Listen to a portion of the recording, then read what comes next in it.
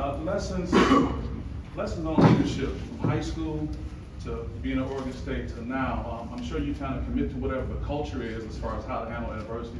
But what's been your personal thing that kind of has carried you through when there's been adversity along the way that you kind of keep and use? If you mind sharing a little bit about that. Just, emphasizing doing your role. It's not really it is a leadership thing, but at the end of the day, it's not really just a me thing. It's an everybody thing, just emphasize, letting people know, like, do your role and things come together. So, if one guy does his job, then the next guy does his job. Next thing you know, all 11 guys doing their job, things come together, things look good. So, yeah, just doing your role. The balance of winning and losing. You get the high praise when the wins happen. How do you balance the other part that comes with it? Everything's the same, everything's neutral. You win, you get back to square one, you prepare for next week. Just prepare for each week the same, and go into each week the same. Yeah. Coach talked about being a little different in terms of messaging this year versus last year's Michigan game. Or I know it's early in the week, but what do you feel has changed, and how much of you as captains talked about things that need to change in terms of directing and channeling some energy? Yeah, it's been a point of emphasis since fall camp. It's just they talked to us about it early. That was at 75 days. Now it's 5 days away, 6 days away, and it was like they just let us know, like, this is a big game. This is this is the games we play for. This is what we wanted all year, and it's a rivalry game. And that's just how you come into it. You got there's some some negative feelings, some positive feelings between the games, but. At the end of the day, they emphasized it really well. Brought in other people, brought in alumni that played in the game before, and guys that played in the game last year.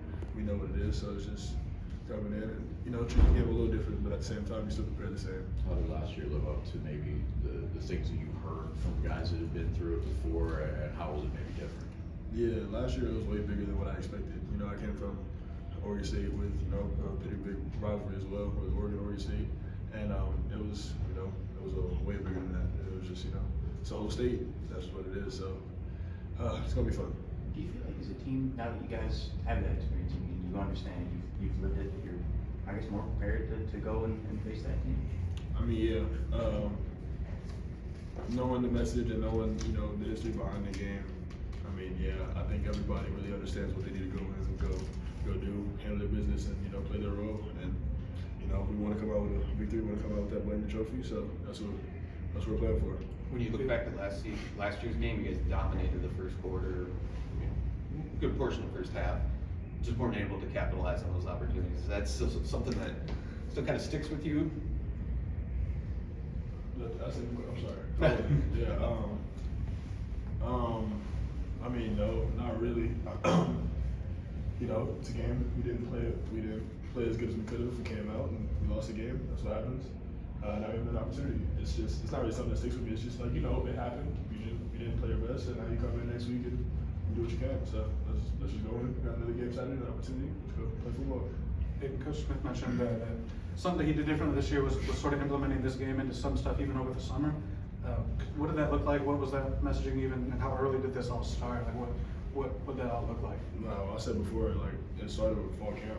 It was just had alumni come in. I still have alumni come in and just talk to us, emphasize how important this game is. People that played in this game multiple years, that are still on the team, like MSU and Edwards and all those guys.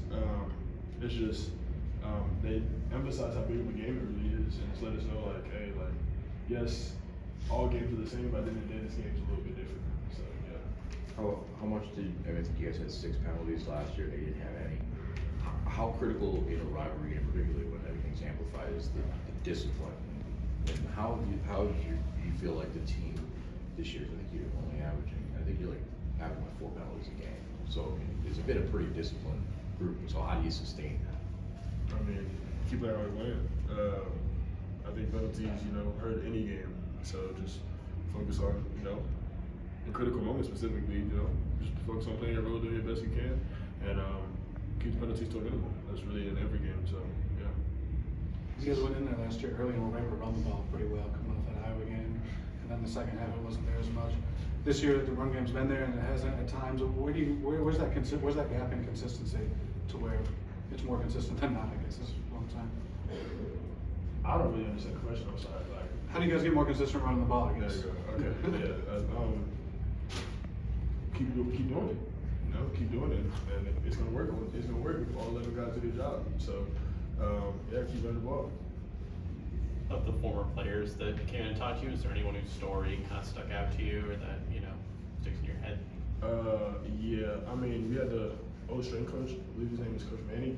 Yeah, he came in and he, he talked to us about the entire thing, just, fight it, grit, and put your name on it. Like, you want to have your name on the wall, you want to be able to walk the streets, like they said.